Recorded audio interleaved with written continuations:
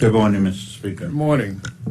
Mr. Speaker, I rise in this honorable House today to say simply our homeless people deserve shelter, and this government, with the able assistance of the Salvation Army, is doing its part in providing quality transitional housing and support programs for the most vulnerable in our society.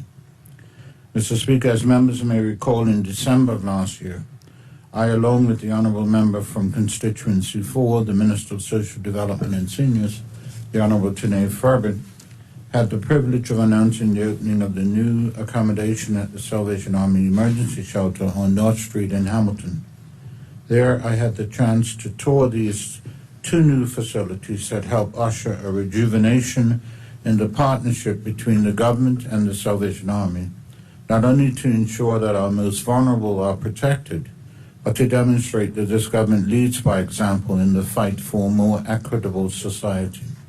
Today, the two new buildings, now under Salvation Army management, are suitable for housing 14 persons in each facility, bringing the total available new beds to 28. Mr. Speaker, this commitment to support not only the Salvation Army but other charitable organizations as well should and must transcend partisan politics. Mr. Speaker, this initiative actually commenced in 2019 upon my first meeting with the former Divisional Commander, Major Sandra Stokes. In this meeting, it was detailed that the shelter on North Street was in need of urgent repairs and upgrades. At that time, it was acknowledged that successive governments have not always supported the work of the Army, both financially and with repairs to the site. I hope all can admit this had to be changed. Thus, in October 2019, civil engineers within the ministry carried out a structural assessment of the buildings and agreed that only a few needed to be demolished and replaced, while others required some upgrading. Mr. Speaker, the first phase of refurbishment of this project was spearheaded by two local philanthropists, Mr. Jim Butterfield and Mr. Kirk Kitson, who, through their effort and contribution, this worthy cause made those works possible. The government of Bermuda, through the Bermuda Housing Corporation, engaged in a public-private partnership with the aforementioned philanthropists to rehabilitate and refurbish the shelter buildings. It was agreed that the government would match the funding that was raised by them to upgrade the facility. Therefore, Mr. Speaker, in April 2020, $1 million grant was allocated for the upgrading of the Salvation Army shelter in 2020-21 budget, whilst the total estimated price of this project was $1,912,000. Mr. Speaker, a methodical approach was undertaken to repair the salvageable buildings one at a time, while the buildings that were beyond repair were to be demolished. Simultaneously, while building works were in progress, consideration was given on what style of replacement building would be ideal for the site. Many transitional housing options were considered. The Salvation Army and BHC agreed on what the replacement buildings would be, the new container building design.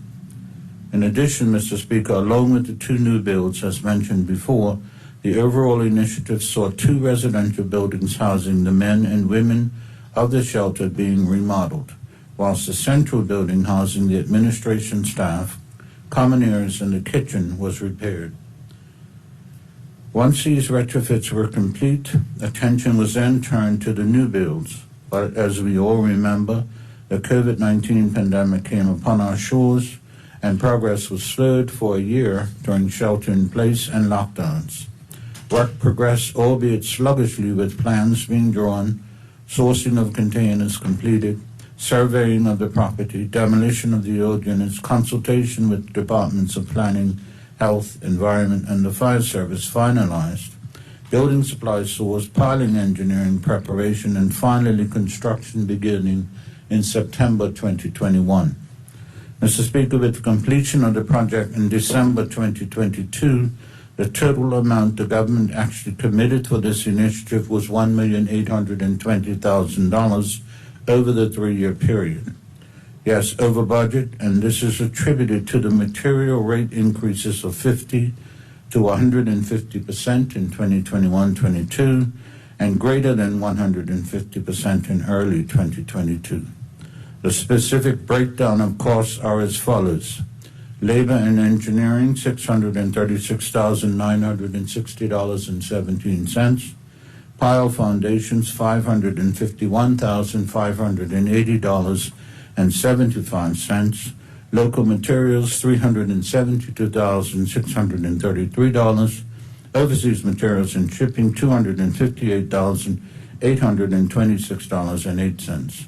Mr. Speaker, the myriad of challenges that were encountered over the course of the project that derived from COVID and global supply chain included increased costs for paint, steel, lumber, plumbing, electrical, door hardware, adhesives, etc. Delivery times were stretched beyond anticipation due to the high demand for materials. Additionally, local labor resources were already stretched as contractors were busy on various sites throughout the island. However, Mr. Speaker, through all of this, our commitment remains steadfast in ensuring that our most vulnerable are protected by providing quality, transitional housing and support programs for our people.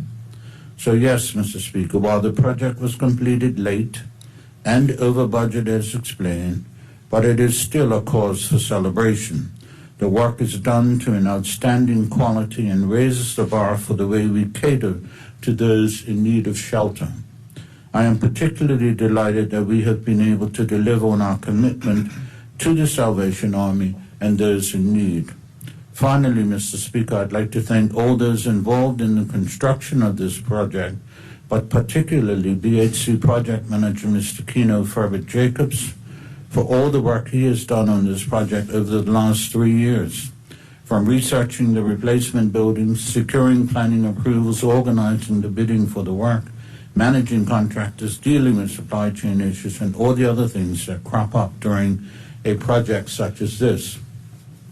Mr. Speaker, we have set the standard for the type of cooperation that should exist between the Salvation Army and the government of Bermuda, which every government going forward should honor.